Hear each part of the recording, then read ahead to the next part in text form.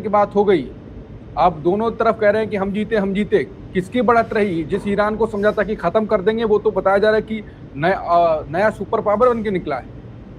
देखिए अंकुर, दरअसल ये अमेरिका या ट्रंप की सीधे सीधे एक बड़ी हार है। हम्म। इससे अलग कोई शब्द कहे ही नहीं जा सकते। आपको याद होगा कि आपके प्रोग्राम में लगातार मैं कहता रहा, जब युद्ध समाप्ति का ऐलान नहीं हुआ था बल्कि ये कहा गया था पॉज किया गया, तब भी मैंने कहा था कि देखिए अब युद्ध दोबारा शुरू नहीं होगा, क्योंकि ट्रंप बुरी तरीके से फंस चुके हैं, उनकी राजनीतिक हार एक तरीके से हो रही है। और अगर इस युद्ध को वो अगर दोबारा शुरू करते हैं या शुरू करने की कोशिश भी करते हैं तो इससे ट्रंप का राजनीतिक करियर पूरी तरीके से बर्बाद और ख़त्म हो सकता है। रिपब्लिकन पार्टी की जो पॉलिटिक्स है वो ख़त्म हो सकती है। इसलिए जो एक बार पॉज हो गया, अब वो परमानेंट पॉज के तौर पर रहेगा। बीच बीच में उसमें रहकर थोड़े बहुत स्कर्मिसेस होते रहेंगे, थोड़ी बहुत छेड़खानियां होती रहेंगी, एक दूसरे के ऊपर थोड़े बहुत गोलेबारी चलते रहे होंगे, गोलीबारी चलती रही होगी। ये मैंने स्पष्ट तौर पे कहा था। हाँ। और तब शायद बहुत सारे लोगों को मेरी बात सही नहीं लगी होगी, तो कुछ लोग आप शुरुआत से आशुतोष जी यही बात कह रहे हैं, और जो आपने बात कही लगभग वही सब होता भी रहा। और मैं ये भी कहता रहा कि ट्रंप की सनक में एक अनुशासन है। हाँ बिल्कुल। क्योंकि जो आदमी इस शीर्ष तक पहुंचता है वो आदमी इतना सनकी नहीं होता जितना हम समझते हैं। उसमें कहीं ना कहीं उसकी सनक पे एक अनुशासन था, और ट्रंप इस बात को समझ गए। फंसने के बाद वो समझ गए कि अब इस युद्ध से हमें बाहर निकलना पड़ेगा, नहीं तो हमारी राजनीति और इतिहास में माफ नहीं करेगा। इसलिए अब जिस का ऐलान किया गया है, जिसको आप सीज फायर कह लीजिए, जिसको आप अगले 60 दिनों का एक जिसे कहते हैं कि एक्सटेंशन कह लीजिए, डील है। हकीकत क्या है? हकीकत ये कि ये शांति वार्ता अब अपने अंतिम पड़ाव तक पहुंच गई है। और इस शांति वार्ता की जो सबसे बड़ी खबर है वो ये कि एक तरफ ईरान इस बात के लिए तैयार हो गया है कि स्ट्रेट ऑफ हार्मुज को वो खुला छोड़ेगा, अमेरिका अपना ब्लॉकेट हटाएगा।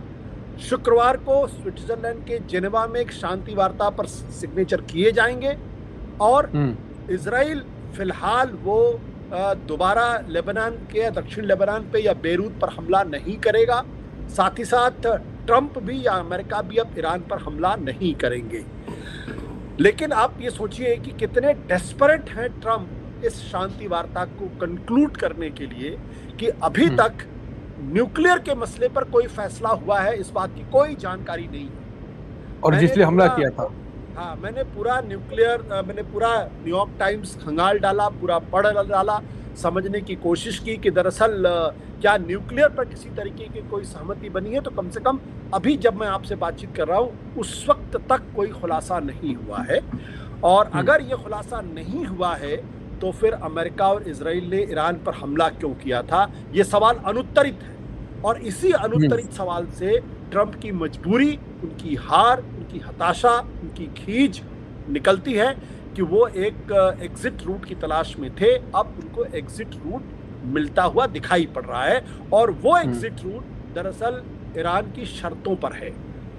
तो इसलिए अब ये जो स्थिति पैदा हुई, आपको याद होगा कि 2 बार इजराइल ने इस पूरी शांति वार्ता को सबोटाज करने की कोशिश की। एक बार जब सबोटाज करने की कोशिश की, कुछ मिसाइल दागने की कोशिश की, दागे भी, तो अमेरिका के राष्ट्रपति ट्रंप ने जो इजराइल के प्राइम मिनिस्टर हैं बेंजामिन नेतन्याहू को फोन करके डांटा, और उनको जिन शब्दों का इस्तेमाल किया वो भी जनता दुनिया ने सुना।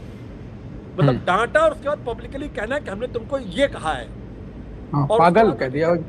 हाँ, अभी क्रेजी।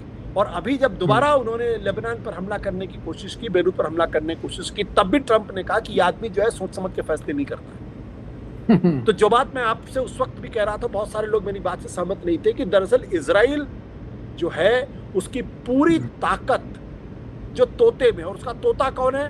वो है अमेरिका। जब अमेरिका चाहता है तो इजराइल गजा के अंदर घुसकर बड़े पैमाने पर खून खराबा करता है, पूरे गजा को पूरी तरीके से नेस्त नाबूद कर देता है।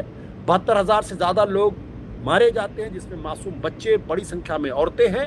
और अमेरिका चुप था उस वक्त, ट्रंप नहीं था, उस वक्त बाइडेन का एडमिनिस्ट्रेशन था। लेकिन जब अमेरिका को ये लगा कि ईरान पर अगर ये दोबारा युद्ध भड़क गया तो उसकी राजनीति खत्म हो सकती है, उसका एम्पायर कोलैप्स कर सकता है, तब जब नेतन्याहू ने युद्ध शुरू करने की कोशिश की, तब ट्रंप ने फोन करके उसको बुरी तरीके से, अगर मैं ठेठ हिंदी शब्द का इस्तेमाल करूं तो जबरदस्त तरीके से गलियाया है उसको। हाँ, और ये डांट फटकार लगाई और गलिया दिया कि दोबारा मतलब इस तरह की हरकत मत करना। तो अगर इतना नेतन्याहू की हिम्मत है तो अब वो बैरूत पर हमला करके देखें, जिस तरीके से वो गजा के अंदर घुस गए थे। तो ये जो एक भ्रम बना हुआ था कि इजराइल जो है वो ताकत है, दरअसल वो अमेरिका को गाइड करता है, ये गलत बात है। इसलिए अब ये युद्ध विराम जो है वो हो चुका है। कुछ जो मामूली सी बारीकियां हैं उस पर चर्चा हो जाएगी और अगले 2 महीने तो छोड़ दिए।